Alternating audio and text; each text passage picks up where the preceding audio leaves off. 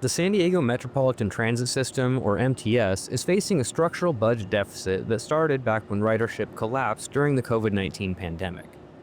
Since then, the agency has covered its deficits mostly with emergency state and federal dollars, but that money won't last forever, and the agency is facing an insurmountable gap starting in 2030 if it can't find new revenues.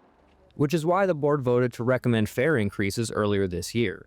The San Diego Association of Governments, or SANDAG, is set to consider the higher fare structure in July after it moves through a committee process.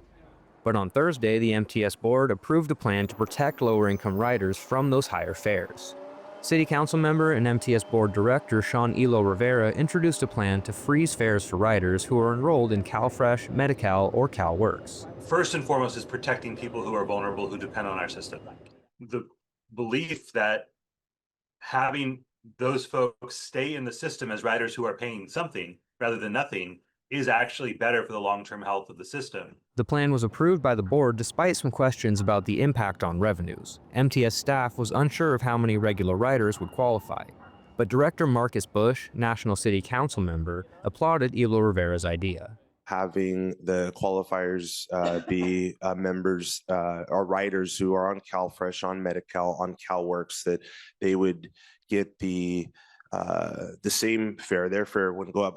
I think that is very fair. I think that is really taking a creative solution that takes into consideration the needs of the community. Higher fares won't be enough to cover long-term deficits anyway. By 2030, the agency has to look for other revenue sources regardless.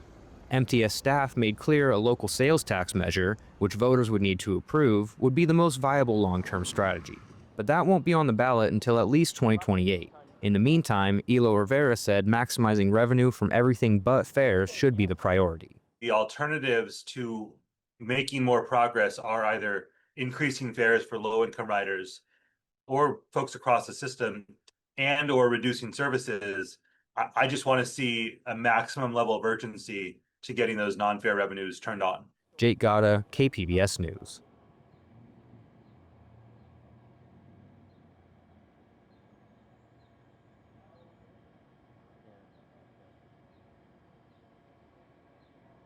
Yeah, he can do that if he needs.